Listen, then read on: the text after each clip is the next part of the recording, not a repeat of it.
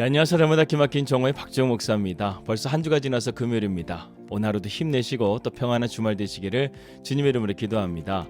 하나님께서 저에게 주신 이 배달 장막에서 매일 주중 예배와 또 저녁에 heb시와 기도회로 예배가 계속해서 진행되고 있습니다. 말씀과 예배에 목마르신 분들 누구나 환영합니다. 함께 예배드리고 주님께 기도함을 통해서 응답받는 귀한 시간이 되시기를 바랍니다. 2022년 4월 22일 날마다 기막힌 정오 시작합니다.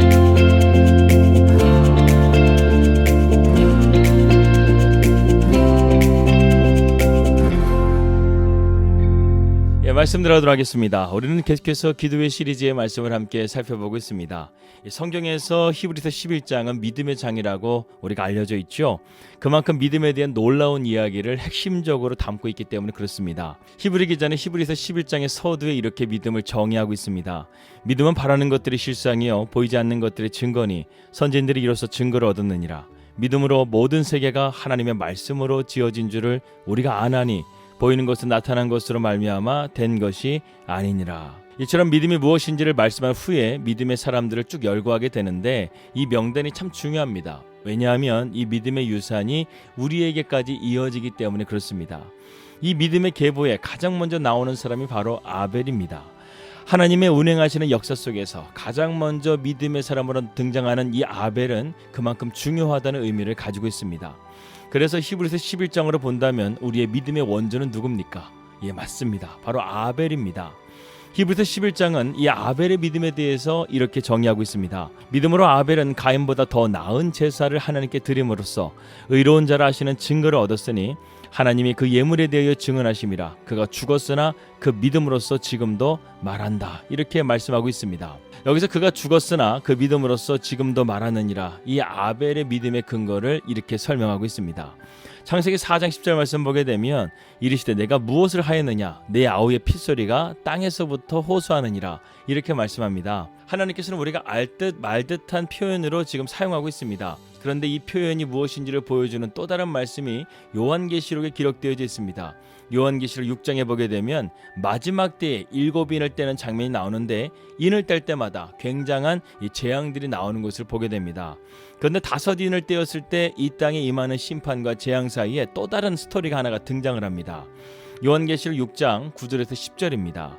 5째 인을 떼실 때에 내가 보니 하나님의 말씀과 그들의 가진 증거로 말미암아 죽임을 당한 영혼들이 제단 아래에 있어 큰 소리로 불러 이르되 거룩하고 참되신 대주제시여 땅에 거하는 자들을 심판하여 우리 피를 갚아주지 아니하시기를 어느 때까지 하시려 하나이까. 이렇게 말씀합니다. 이는 세상의 심판이 벌어지고 있는 이유를 보여주기 위해서 삽입된 장면으로서 죽임당한 성도들이 제단 아래에서 자신들의 피를 갚아달라고 부르짖으며 호소하고 있는 말씀입니다. 그리고 그 말씀이 지금 창세기 4장 10절의 말씀과 상당히 유사하다는 것이죠. 요한계시록 5장에 보게 되면 이 땅에서의 또 무엇인가 하늘로 올려지는 장면이 나오게 됩니다.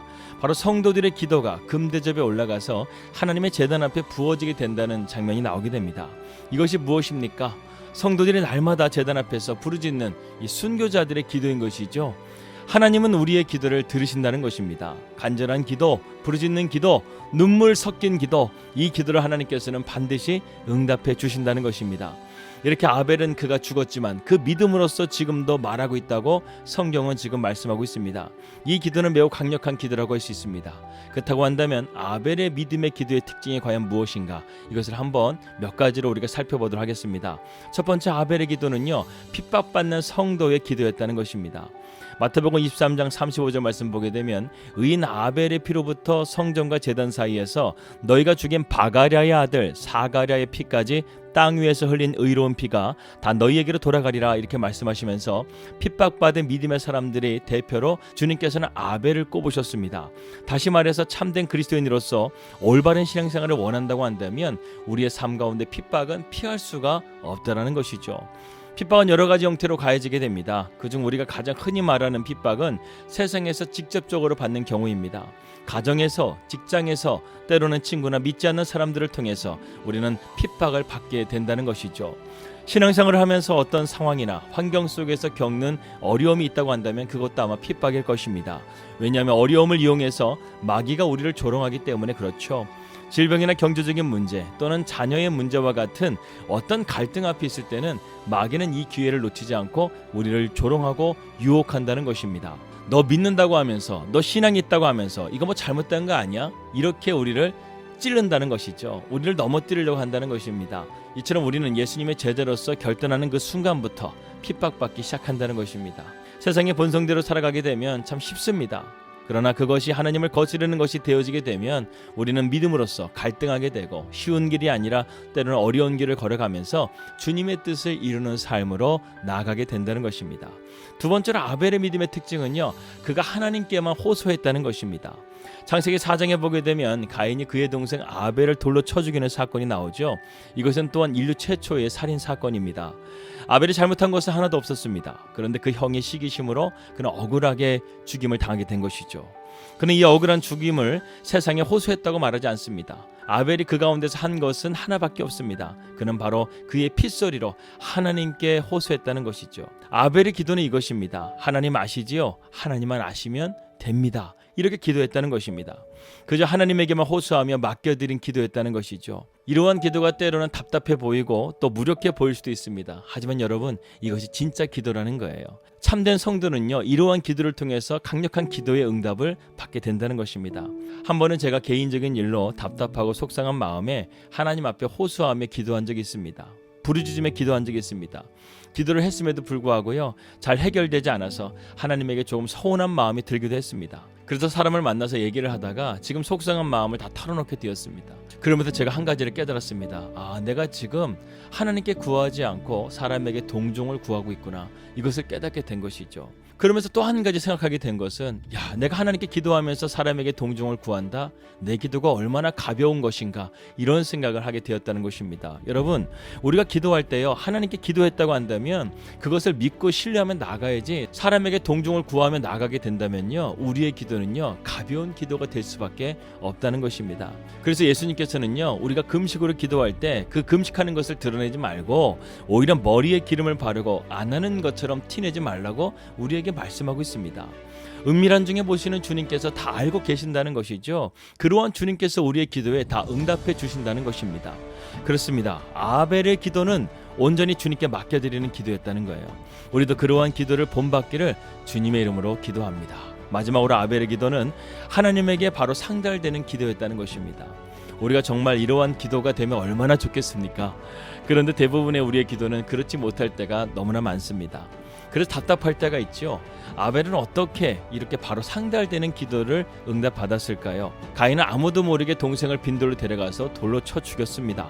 하지만 하나님은 그의 핏소리를 들으셨다는 것이죠. 땅에서 올라가는 그의 핏소리가, 그의 비명소리가 하늘 보좌까지 올라가게 됐다는 것입니다. 이 아벨의 핏소리는 아무도 없는 황량한 빈들에서 울린 소리였을 것입니다. 그런데 그것을 누가 보셨다는 거예요? 하나님께서 그의 억울함을 보셨다는 거예요. 하나님이 그 소리를 들으셨다는 거예요. 이게 하나님에게 상달되는 아벨의 기도였습니다. 우리의 기도가 땅에 떨어지지 않는 이유가 바로 여기에 있습니다. 왜입니까? 하나님이 우리를 사랑하시기 때문에 그렇습니다. 어디 그냥 사랑하셨습니까? 당신의 독생자 예수 그리스도를 핏값으로 내어주시고 우리를 대신 사신 하나님의 놀라운 사랑 아니겠습니까?